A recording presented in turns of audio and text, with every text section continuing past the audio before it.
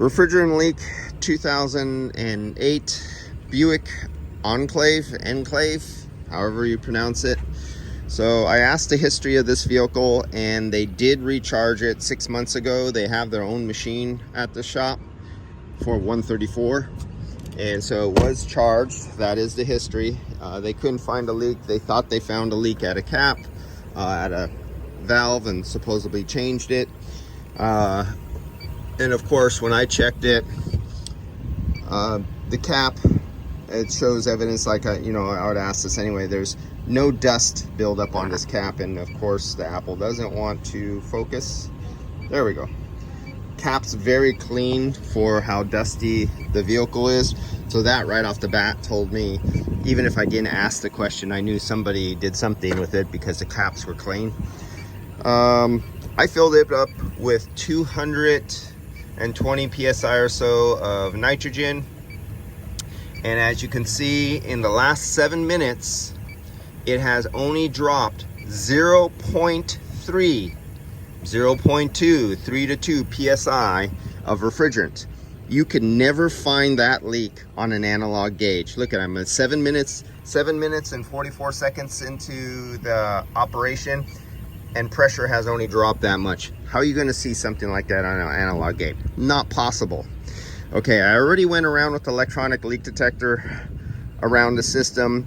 I tried to let pressure build up. This had 0 pressure in it, and I put a little trace gas into it, refrigerant, and then I pressurized it with 120 psi of dry nitrogen. And this is where hydrogen or helium, with a helium leak detector or a hydrogen leak detector, of course helium's a little safer, would come into play, because then you wouldn't have to use refrigerant. This had no refrigerant in it, and it lost it all in 6 months. And this system, what is the weight of this system? 1.05, 1,050 grams, right there, 1,050 grams. So that's a big leak for 6 months. And visibly, there's nothing. Now, if it would have rained, there would be absolutely nothing to see. But my eyes did pick up something when I looked through here. Let's see if I could get you guys to see it. Okay, as we look around, look at this condenser, and I'll slowly go over and tell me when you see it.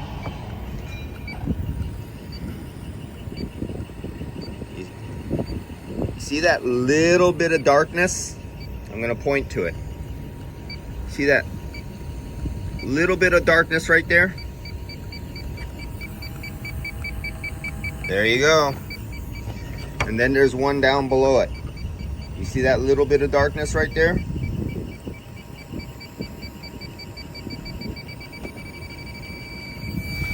There you go. Now, that is only there because it hasn't been raining or anything like that. If it's been raining, a lot of fog and stuff like that, this is a water bed. This is a water soluble oil, and often those signs will get washed away. So that is what I found on this system, on a leak that you would never be able to pressure test and use a high pressure test on high. It's leaking right now, but it's not being picked up on a set of analog gauges. Now my digital gauges can read a fall, but an analog pair of gauges could not read a fall on pressure. And of course, a super sensitive leak detector helps. And let's break out the sonic leak detector. I might as well. I'm a little bit pressed for time, but I do want to do the comparison.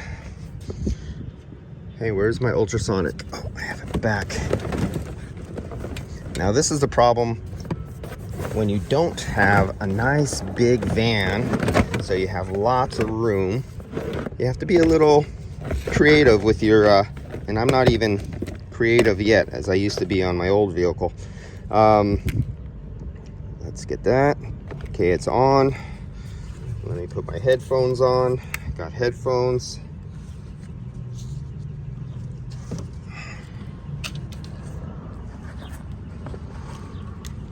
And let's see what this picks up. since we already know where the leak is. Okay, you see that mark?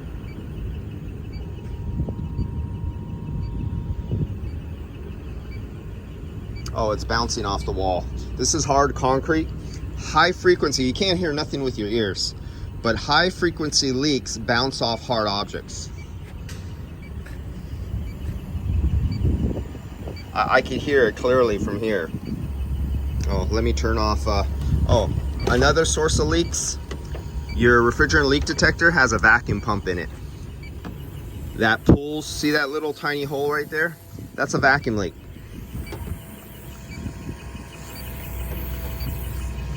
You see that? You cannot have a vacuum pump on, vacuum pump or a leak detector on if you want to use one of these devices. Okay, let's come back here again. This is where my noise was coming from. You see it's quiet now? That bounce of high frequency vacuum leak was hitting this concrete wall and bouncing back to the sensor here. And the source was actually that little tiny hole right there from the vacuum pump. So you cannot have those on, and some fluorescents and some LEDs. It's the switch mode power supplies that drive these things crazy.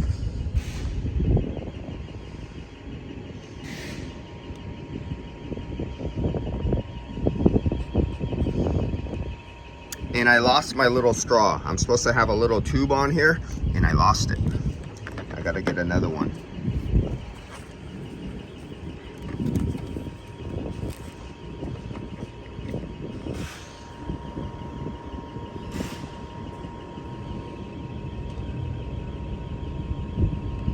Nothing. I have the sensitivity turned up all the way. If you see right there, I have the volume turned up all the way there. And right here, I have the sensitivity turned up. On here, you have another, I have them both turned up all the way. And I pick up absolutely nothing from those for leaks.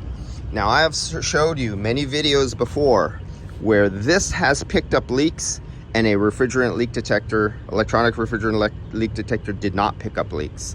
I've showed you before where bubbles won the war on finding leaks. I've showed you leaks where UV dye was the better choice for finding leaks.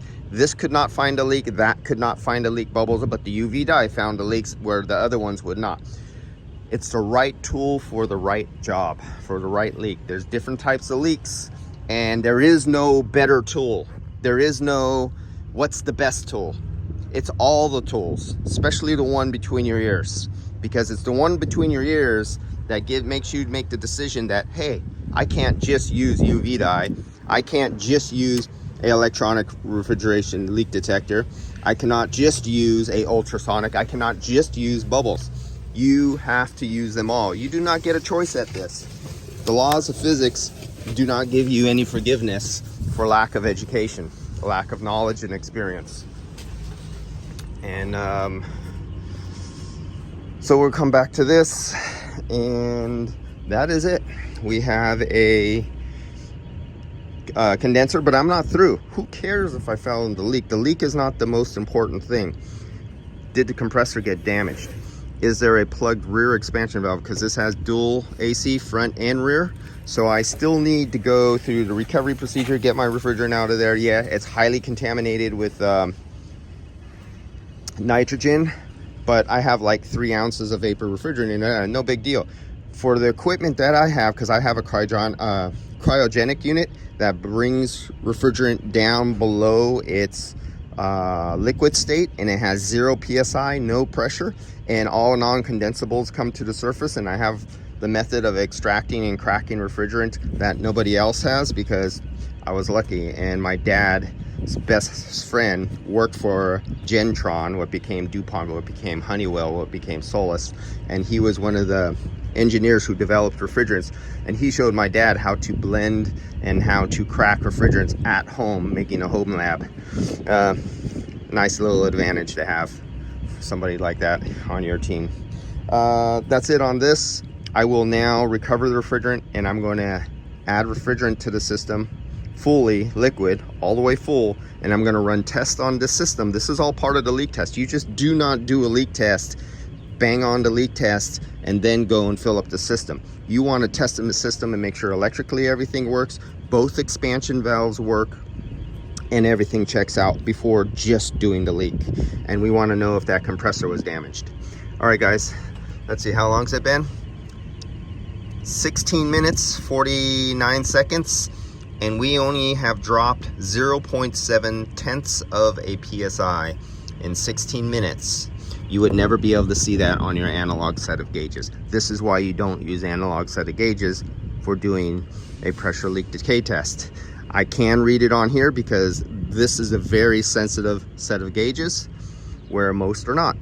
All right, guys, see you later. Next video, let's see this thing run.